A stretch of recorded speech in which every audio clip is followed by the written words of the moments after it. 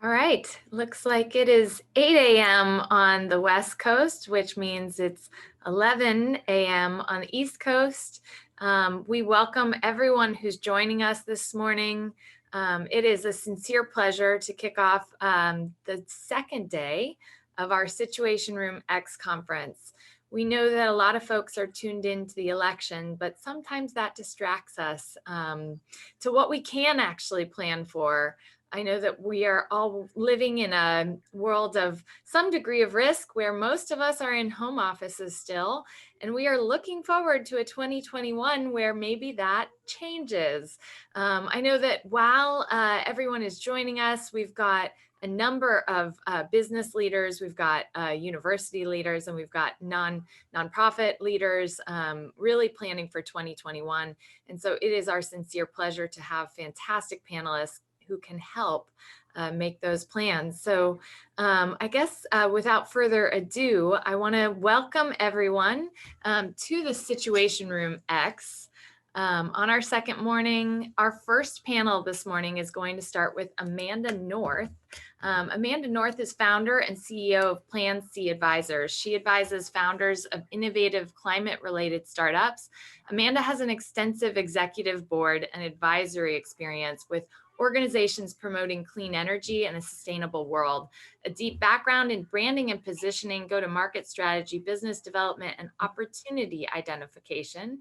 Amanda's skilled at guiding organizations through key inflection points. She founded and led Artisan Connect, an online marketplace working with 30 artisan groups in 16 countries to provide economic empowerment for women. Previously, she led marketing teams for fast growth B2B and B2C technology industry leaders, including Splunk and Apple, and served as president managing partner for two preeminent digital branding agencies. So it is my sincere pleasure to welcome everyone this morning to our first panel, which is companies feeling the heat on climate change. I know, Amanda, you're going to discuss a little bit about what to expect in the election, but a lot about what businesses are already planning for so that all of our small businesses, companies, organizations can really be on the same page. And to that extent, we welcome questions. There is a Q&A section of the Zoom webinar, so you can put any questions in that Q&A webinar and we will get to them. So without further ado, Amanda, I will let you introduce our fabulous panelists. Well, thank you, Johanna, very much. It's a pleasure to be here this morning, joining you from San Francisco, where for once we have a clear skies, it looks like. We're knocking on wood that this continues. I'd like to introduce our esteemed panelists today. First, Mary Street, who's the Senior Vice President, Americas Communications and Advocacy at BP. In this role, Mary leads a team from across the Americas, which includes Brazil, Canada, Mexico, Trinidad and Tobago, I'd love to hear more about that, as well as the United States.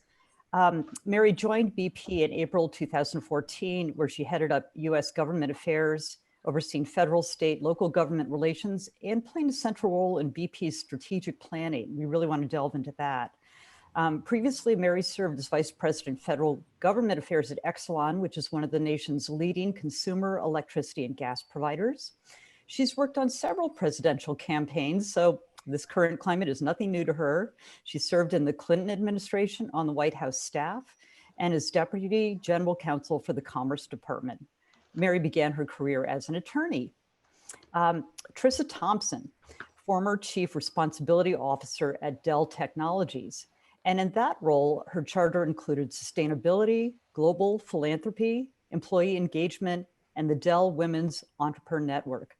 So Trissa created Dell's first comprehensive long-term social impact plan, which covered all their corporate goals for people, planet, communities, and governance. Wow, that's a pretty hefty load.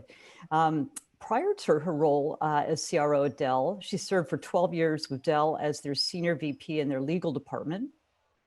And since leaving Dell, Trissa's continued her focus on social impact and sustainability, serving on the advisory board for Pledgeling, a software company that offers social impact technology solutions. She is an advisor to Plan C Advisors. She also serves on the board of the Miracle Foundation, an organization working with orphanages, primarily in India. She has served as a judge for the Global Circular Awards with the World Economic Forum, which is increasing the understanding of the benefits of the circular economy. Most recently, she joined the National Board of the Green Electronics Council, an organization advocating for sustainable IT by supporting manufacturers and large-scale purchasers. So we have two different backgrounds, incredibly rich backgrounds in the corporate environment that have been looking at these issues of sustainability and climate for some time. But let's take a moment to reflect why we're talking about this morning and why we've brought these two terrific, brilliant business people together to talk about this. Well, as you've probably noticed, climate is on the ballot, really for the first time in presidential elections, and certainly going down ballot as well. And this is a topic, climate is coming up at sessions like this, perhaps for the first time. Why is that? Why this year? Why in 2020? Well, with notable exceptions, there's coming to be broad recognition that climate change is real. The impacts are happening now, and they're happening to everyone, everywhere. As reported in the New York Times, recently the National Academy of Sciences released a study that by 2070, the kind of extremely hot zones like the Sahara that now cover less than 1% of the Earth's surface could cover nearly a fifth of the land, which would potentially put 1 out of every 3 people outside an inhabitable part of the world. So if you can imagine the kind of climate migration we're beginning to see now, by 2070, we're talking billions of people need a new place to live because they literally can't survive where they're currently abiding. So from a business standpoint, an SEC commissioner, and these are people not generally prone to hyperbole, stated in September that in the US, some of the regions worst impacted by climate change, those would be the coasts, the West, the South, pretty much everywhere, could experience damage totaling more than a third of their economies, forcing the entire national economy to contract. So that was reported in September. So business is paying attention to this. And this is somewhat of a new thing. Up until 2020, some businesses had started to look at the physical risks that was beginning to affect their operations, but not so much the reputational risks. But a couple key things happened in 2020, and we imagine this will only increase going forward into 2021 and beyond. First of all, the investment community woke up. BlackRock, Vanguard, State Street, and others, the world's largest asset managers, began to look at that physical risk issue, but also the related risks, reputation and others. And they said, this is an issue that you can no longer relegate to siloed sustainability groups within companies. It has to be the charter of company leaders, the C-suites, the board directors. And in fact, BlackRock already in this year has voted 55 times against their corporate directors, board directors at 49 of their companies, for failing to make progress on tackling the climate crisis. And the world attitudes are changing too. The Pew Research Center recently released a study that said nearly 70% of people across 14 countries say climate is as big a threat as the spread of infectious disease to their way of life. So people are changing their ideas. This is reflecting that. And what we'd like to probe today is how you've been looking at that from BP and from Dell, and the kinds of things these organizations are doing to equip themselves to really respond to stakeholder concerns and prepare the companies going forward. So Mary, I'd like to start with you. We'd like to understand how climate change is viewed at BP, and really what are the kinds of, I guess, inputs, maybe pressures that are the companies responding to that are leading you to state some of these audacious goals that have come out over the course of 2020, and just what the thinking is of what the most important things BP can do to prepare for a very different climate future. Mary? Thank you, Amanda, and thanks to Johanna and the whole Situation Room X team for putting this together. Thrilled to be here and to talk about some of the things BP is doing, and I know that the focus today is around reputation, and you hit on a lot of different really important stakeholders, the investors, shareholders, ENGOs, and just the broader community and what people are demanding and what's important to people. So let me just step back. For BP, I think we have for 20 plus years, acknowledged climate change and the risks associated with climate change, and have talked about it openly. But just this past year, we really made a huge pivot as a company. We have a new CEO, and in February announced our new aims and ambition. And the headline there is BP aims to be net zero by 2050 or sooner and help the world get there. And I think one of the questions I get from a lot of folks is why? Why are you doing this? And Amanda, you touched on it. I mean, I think the world really is craving this, and we see huge opportunity as well. We also see a lot of risk if you don't change. I mean, you can look at other industries and in the world we're living in today, if you're not looking into the future and trying to understand it and adapting, then we think there's huge risk for just sticking with the status quo. So we are excited about it. The headline, net zero by 2050 or sooner, and for BP and helping the world get there. And I can, talk more about the reputational aspects because there's a lot of detail under that. And I think reputation in particular, a lot of people think about, advertising and what do people think about you generally. When we made these announcements in February, we also announced that we were going to stop all corporate reputation advertising and redirect that money into our advocacy around net zero. So I think of that as really putting our money where our mouth is. I mean, let's get less talk and more action. And I think that's what we'd like to see, and particularly in the US. Well, that's really interesting, Mary, and I'd like to get back to that in just a moment. But let's give Trissa a chance to answer the same question from the perspective of Dell. So Dell, Trissa, if you could tell us a little bit about the kinds of climate actions that Dell is taking, and really what has motivated the company to take that stance. Sure. I want to, again, thank this Global Situation Room for letting us be here today. And Mary, I applaud BP on the amazing work you guys are doing. That's for the energy company to get out in front is fabulous. So Dell started on this journey in the 90s. We started with recycling and the EPA. We were one of the first companies to sign up. But we really started having long-term plans in 2013. We had the 2020 Legacy of Good that had audacious emissions like reducing the energy usage of our products across the portfolio by 80%, zero waste packaging. Those got wrapped up a year ago, and we launched the 2030 plan, which was, my team was the earlier team, and these are the new goals. And they have some pretty great moonshot goals. I would say starting with, for each product sold, they're going to recycle or reuse a equivalent product. And that may not sound huge, but when you put it in the context of only about 12% of computer technology is actually ever even put back into the recycling stream, think about your own closet and drawers and how many old computers you probably have in there. To get that on a one-on-one match is really, really a fantastic goal. But the other thing, so what drove us here?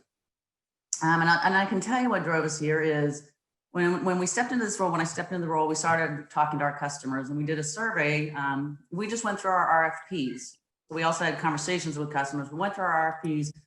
Over 70%, and this was 10 years ago, had requirements, sustainability requirements in them. Some as simple as you have to be Energy Star, but a lot of them asking about your energy management systems and much more detailed.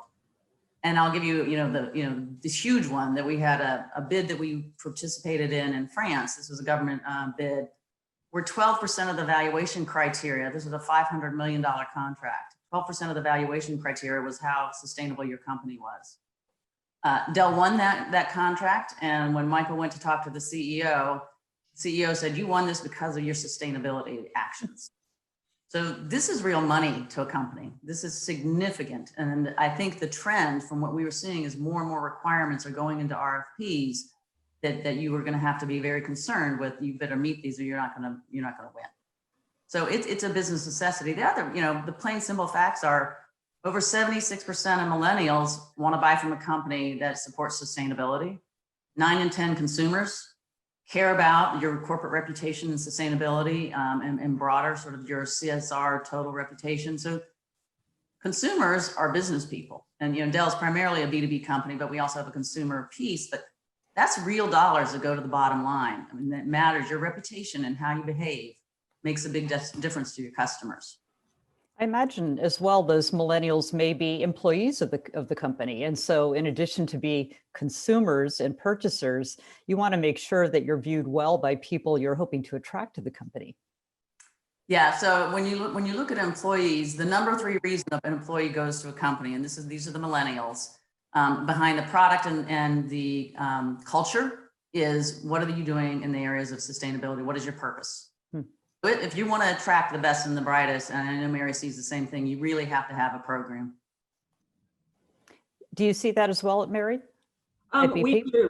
I mean, I think, and getting that talent pool in, and young people and innovative people is really challenging. And especially when you've got all the big tech companies that sometimes are a little sexier, frankly, than if you look at a, industry that you might traditionally think of as kind of old school, stodgy. So it is really important to talk about, what we're doing, sustainability, but, and be out there in real ways. And I think that's what, at BP, we continue to try to do. We've set this 2050 goal, but we've set interim targets to get there. And we've talked about, we're going to reduce our, by 40%, our production of oil by 2030. And we're going to redirect that money into lower carbon, renewables, and other new technologies. And so when we talk to young people and when we're recruiting,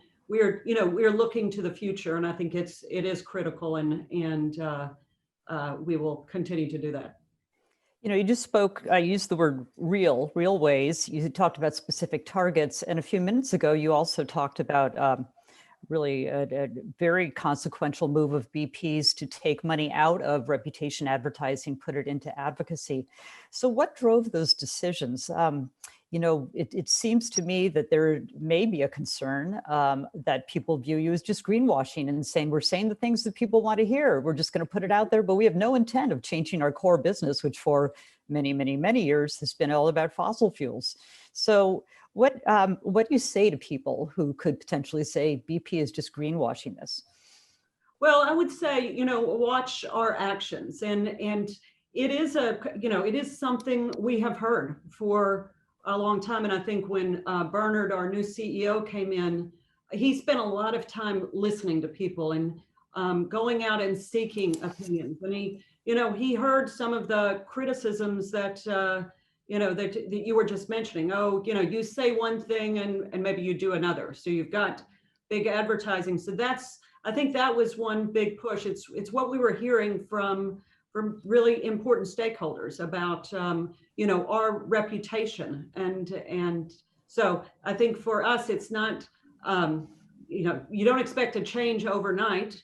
You have to go out and really put in the work, and I think that's what we are doing at BP. In the US, for example, we are very focused now, and it doesn't get a lot of headlines, but on the East Coast and working on something that's called the Transportation Climate Initiative, and it's essentially would be a regional compact similar to what's in place now, RGGI, the Regional Greenhouse Gas Initiative for the power sector, but this would be for the transportation sector. And so working with a number of different states and stakeholders and environmental groups, and working to really be positive influence in talking to lawmakers and policymakers about opportunities, about jobs. And, in this new economy, we think there is real opportunity, not just for BP, but for, all of the suppliers and people and that work in these new businesses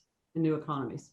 Well, you've touched on something very interesting there, which is, no matter how big a company you are, no one is operating in isolation. Trissa mentioned customers in France, for instance. So, you both Dell and BP, but most companies now are global in their footprint. Maybe we could talk a moment about what that collaboration looks like, both with other industry partners and with NGOs, maybe other nonprofits and other entities that help drive these initiatives forward? Because climate certainly is something that affects everyone. So how do you see, Trissa, we'll start with you. How do you see Dell within that ecosystem, if you will, and what are some of the initiatives that Dell has taken to reach out and form coalitions and help being part of the bigger picture to drive change? No, that's a great question. As a global company, obviously, it's not a U.S. Concern only. It's we're looking all around the world. So I'll give you a great example. We started working a number of years ago on our zero waste packaging, and one of the concerns we have, along with a million other people, right, is how much plastic waste is going into the ocean. So we started working with a university out of Georgia Tech, a professor there, to help us figure out what approach might we take to help solve some of that problem. And what we found out is you have to get the plastic out before it goes in the ocean. When it's sitting in the estuaries and harbors and bays and rivers, you have to use that plastic so it hasn't degraded to the point it's no longer usable. So we started thinking about how do we use packaging, ocean-bound plastic in our packaging. And so we did a team that went down to Haiti to sort of evaluate the quality of the supply chain, make sure it was a good supply chain quality, weren't, employing children illegally or anything like that. And ultimately we started using the plastics. So we were using 8 tons of ocean-bound plastics in our packaging when we realized that 8 million tons are going in a year. So literally it's a drop in the ocean, what we were able to extract. So we formed an organization with a nonprofit, Adrian Grenier, if you remember Vinny, the actor, Yes. called the Planet, the Lonely Planet. So they helped us form an organization called Next.org.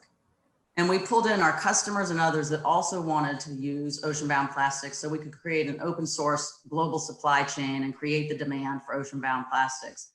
We even invited competitors. We brought in IKEA and General Motors and HPs. We brought in large companies. And this organization still exists today, and they are really focused globally on how do we create the supply chain and get this plastic in use. So, and then we started working with governments as well. So you're talking nonprofits, governments, education institutions. We worked a lot with the government of Indonesia. That's where a lot of this plastic is today. So anyway, so that's just an example of you really have to form a global coalition if you want to make an impact well beyond our own ability, our own footprint. Even with competitors, sometimes that's interesting. It really is turning Absolutely. the way that business looks at it. And we've heard this term, stakeholder capitalism. Well, it's a way of looking beyond your immediate short-term goals as a company and thinking of really the stance that that company plays within the world stage. Mary, how about you? What's BP's doing in terms of collaboration with other entities to try to drive change?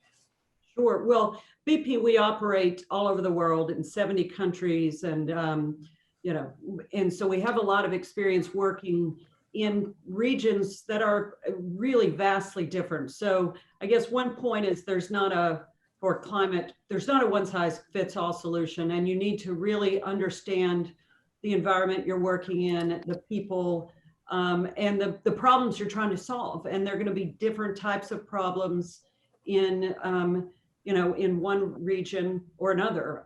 In the US, you'll have different kinds of solutions than you will in Angola, for example. But I think the coalition and building coalitions and working with partners is key to all of this, whether it's, on a policy matter in the US or somewhere globally. One example I will give, there's an environmental non-governmental organization called EDF, the Environmental Defense Fund. And they do a lot of great work. We're not always in alignment with them on everything. And that's okay. They're there, they have one mission, we have different missions, but we've got to talk, we've got to listen, and we've got to find some areas to work together. And one area that we announced, it's been a couple of years now, and signed a memorandum of understanding to work on issues around methane measurement and detection. Methane is a really potent greenhouse gas, and it's really it's a difficult challenge, and how you measure it and using the latest technology, so you don't have to rely on somebody going and walking, with a handheld camera for miles and miles of pipeline, for example. So we're working with EDF now and piloting new technologies using drones and satellites and taking what we've learned and really putting that into action. But it's a, it's a push from sometimes these ENGOs and other groups out there that I think we've got to stop looking at people as adversaries and start looking at where do we agree. And this goes for far more than just, in climate change. This is our, as a whole, where can we agree and where can we work together? And so, that's one example in the US, but I think globally it's a good for all seasons. Well, you touched on something. I think for most of us, we think of climate as a horrendous risk, which it is across many different areas. But there can also be value-added opportunities for companies that understand the new future, want to get ahead of it with products and services and alliances that maybe really contribute value, not just to the company, but to the broader world audiences. So Trissa, as you're working now with some of these industry coalitions, looking at how to use IT specifically as something that can empower people, as other companies and consumers as they're looking at climate, how do you see, what are some potential opportunities for business as it relates to climate? And, some of these could be products and services, some could be reputational, however you want to answer that. No, sure. I'll give you two quick answers. On the one side, Dell looks at technology and how can it further human potential. And part of that is, how can you use technology to become more efficient in what you do? So if you think Internet of Things and how that will affect how the Port of Los Angeles there's over 70 little meters in any single crane in Los Angeles trying to make it more efficient. So when or the simple examples are, your street lights, and it turns them on and off at the appropriate time. So there's lots of ways you can use, technology to make everything more efficient. But then there's other things that are less seen by the public.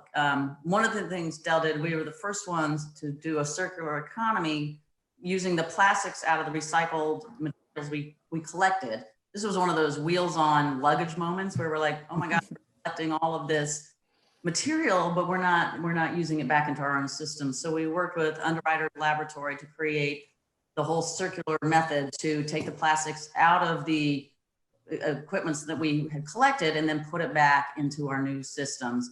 And that reduced by 11% our greenhouse gas footprint, but it also, and this was just in the first year, and that's been a number of years ago, saved us over $1 million.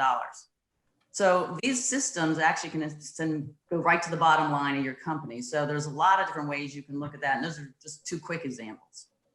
And Mary, I'm sure from BP's standpoint, the pivot into really a strong focus in renewables isn't just from a reputational standpoint, although of course that's a huge benefit, but people are actually buying this stuff, right? And people are interested in seeing increased solar, wind, electrification. So how much did that contribute to the company's thinking? Well, it's a huge contributor, and it has to be, because our investors expect a return on their investment. And so you've got to be able to make money. And I think that's one of the questions, that the investor community has been asking. Okay, you've had, X returns and people know what to expect, although that's changed quite a bit too with the pandemic and other things. If you're living and dying by the price of oil, then it can be pretty volatile. But what kind of returns do people expect? And with renewables, I'll just highlight one partnership we have, and it's Lightsource BP, and we are a 50% owner of that. And it was the largest solar producer in Europe. And just in the past, since 2018, there have been 18 to 20 new projects that have gone online here in the US with generating real returns. And so it's, I talked earlier about, it's saying one thing and making sure you're really actually doing and putting things into action. And I think for us, that's what we're doing. And we are showing, it will take time, but we are showing that, there is a profit model here and it is working. And Lightsource BP is a real, I think, shining star in that.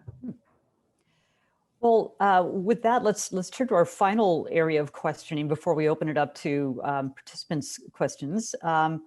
You mentioned that your BP and Dell are engaging in what are long-term strategies, and you have to make decisions now. You can't just turn a ship overnight, even if you would want to, but you're making long-term investments. And how do you do that in the midst of political uncertainty in particular? And as a global company, you're looking at different regulatory environments, different political conditions everywhere you turn. And even in the United States, huge disparity right now between what's going on in the national level and what we see, for instance, here in California, where I speak to you from today, where in September, our Governor Newsom issued an executive order requiring sales of all new passenger vehicles in California to be zero emission by 2035.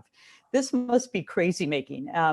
Mary, you've been a senior strategist at BP. I know, Trissa, you've been deeply involved in that for Dell and other organizations. Given the swirling political environment and the huge disparities, we're not talking just a sliding scale, we're talking the extremes of the scale, depending on which region you're in, which audiences you're speaking to. What's a company to do as you're trying to charter for the long-term sustainability, financial sustainability, and report to your investors that you're going to be around? Trissa, why don't you go ahead and start on that one? Oh, absolutely. Well, and any company is going to tell you this, is you focus on the business. Now, the government isn't one of our customers, so it's a big and important customer. Governments around the world, so we will focus on that. But our business is about technology, and that's what we're going to focus on, and providing the best technology and solutions to our customers and the services associated with that. And so we don't get caught up in any one political election, because that is short-term thinking, and we've got to be looking out, the next 10, 20 years, where are things really going? And, the impacts on operations for Dell can be significant. So if you look at just supply chain, since 2011, and this is only up till 2018, there's been a 30% increase in supply chain disruption just due to weather issues and fires. And the majority of that happened in the United States. It was worse in the United States than anywhere else globally. We have to be thinking about our supply chain. When there were the floods, I can't remember if you guys remember, but maybe 2015, there were a bunch of floods in Thailand. Well, guess what? That's where all the hard drives come from. You couldn't get hard drives. So you had to think about, how do you diversify your supply chain? Where are the locations of your suppliers? New Orleans isn't doing so well. New York City's lost ground. Miami's lost ground. You really have to start thinking about the locations, you have to make it bulletproof for climate change, and you have to do something about climate change so that the problem doesn't continue. So the long-term planning for Dell really looks at that. Now, do politics get involved? Sure, when we're having issues with China, we have huge trade as a technology company with China. But you also have this opportunity, this great opportunity to impact your supply chain in a positive way. So it's not just Dell, but the technology companies are pushing suppliers also to have better greenhouse gas targets and really move the needle globally. So it's a lot of swirl, but you have to look at the long game, what your customers and investors, to Mary's point earlier, are asking for, and employees. For sure. And Mary, from BP's standpoint, I mean, you're headquartered outside the United States in a very different political environment than currently we have here. And you, as you mentioned earlier, have lots of regions where you operate, and they're all different. So how does that affect your strategic planning, particularly as it relates to climate? Sure. Well, I've mentioned we operate in 70 countries. When you look historically at our investments, they're sometimes 30-year investments. So really long-term is long-term. So you can't put a strategy together that's dependent upon, one government or another. It has to be resilient through those. And so it is, I think we do something called the Energy Outlook every year, our chief economist, and we have a whole team of economists that are looking at all different scenarios. What does the 1.5 degree scenario look like? What is a more rapid transition, a status quo? And then you test all of your plans against all those scenarios. And so we, as Tricia said, you've got to have a long-term strategy. It's got to be resilient. It can't be dependent upon one government or another government being in power. But certainly, policies can help boost, certain divisions or businesses, but we don't plan or we don't develop our strategy that it means that it's dependent upon one policy or one government or another. Well, what I'm hearing is great companies look to the future and they make long-term plans, and they are realists. You all are realists when you look at the changes that are happening, not only in climate itself, but also in people's reaction response and what businesses need to accommodate that. So thank you very much for your comments. I'm going to turn it back to Johanna to really elicit any questions from participants here today and see what our panelists have to say about that. Johanna? Thank you so much, all of you. This was very informative, and I know we've got questions coming in. The first is from Carrie Haley. Why not set a goal of carbon negative? Audacious, yes, but impactful, absolutely, and attainable. What do you think about that, Mary? Well, I think, as I said earlier, you always have to listen and be challenged. And so it is, that would be a challenge, but, let's talk about it. I think one thing, we're looking at now, and Amanda mentioned earlier, California and the internal combustion engine, I think transitioning out of that by a date certain. And you need to also, make sure you understand, or there is something available to transition to. And those kinds of policies are good because they push people and they say, okay, by 2050, if you were going to be, or 2070, carbon negative. Well, what sort of technologies do you need to be able to accomplish that?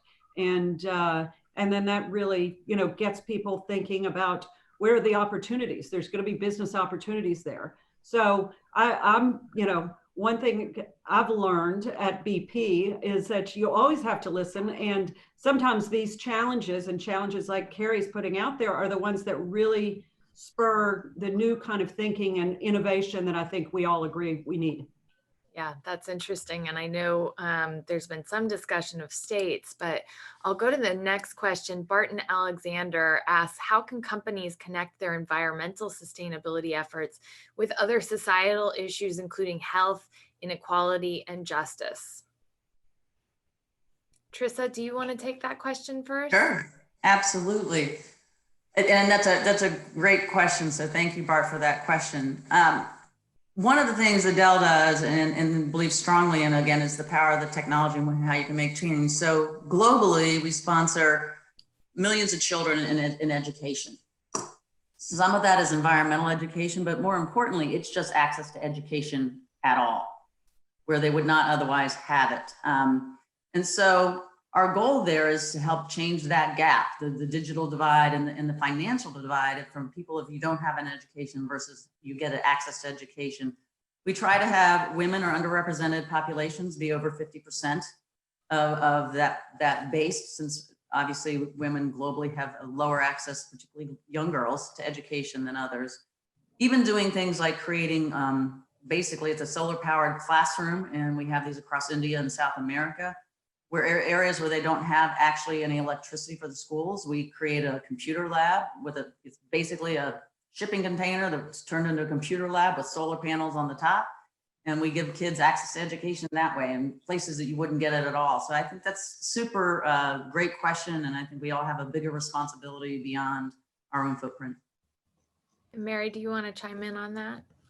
Sure. I mean, I think I agree with everything Tricia said. I mean, all of these issues are interconnected and interrelated. And, for us, we look at the communities where we operate and even just in a self-interested way, you need a workforce. You need to be able to hire people into the business that can, bring their whole self. And so you need to invest in the communities, and that's not, is it education? Yes. Is it sometimes clean water? Yes. Is it electricity, power? I mean, it depends on the region you're working in, but all of these issues are interrelated, and you can't just look at, okay, climate, we're just going to focus on this. It's a whole set of issues.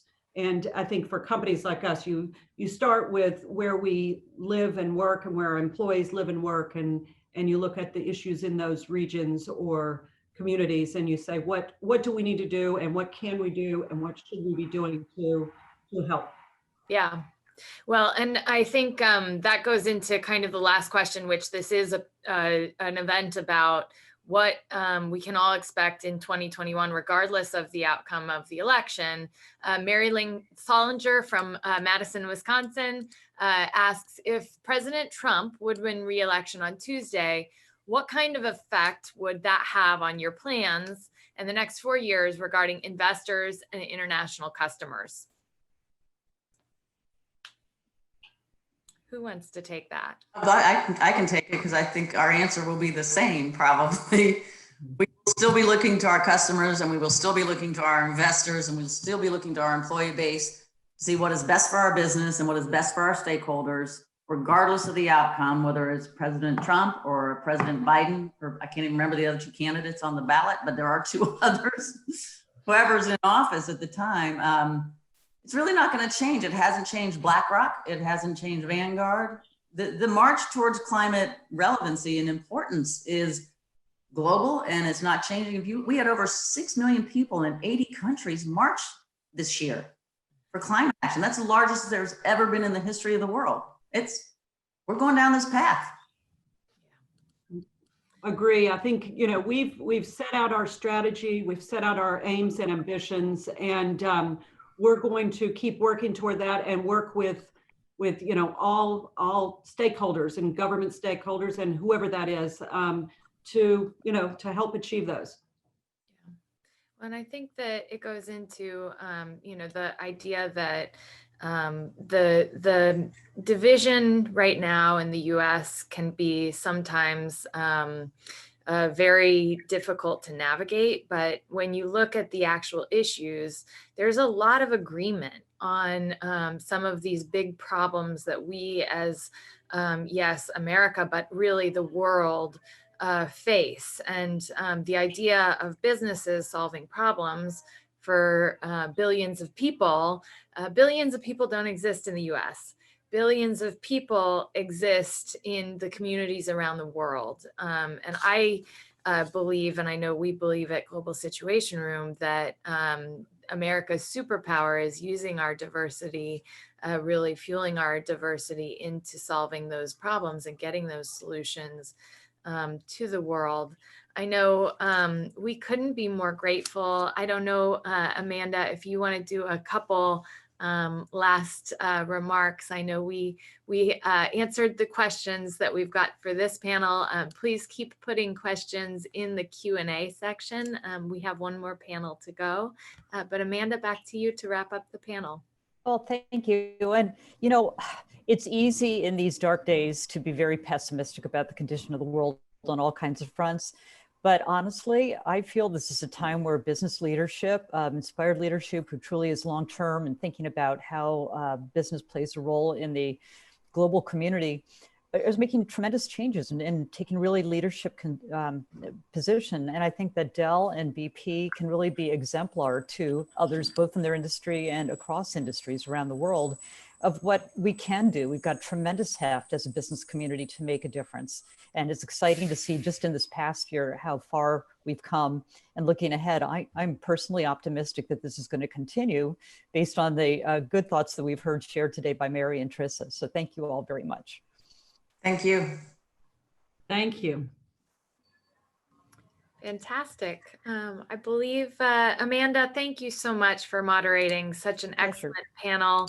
I know we're so grateful to Trissa and Mary for sharing their experiences of what the private sector is doing to combat global problems we face. Brett, I know you are going to introduce the next panel, and I see everyone coming on. I think Hussein is just, yep, there we go. I'm going to turn it over to you, Brett.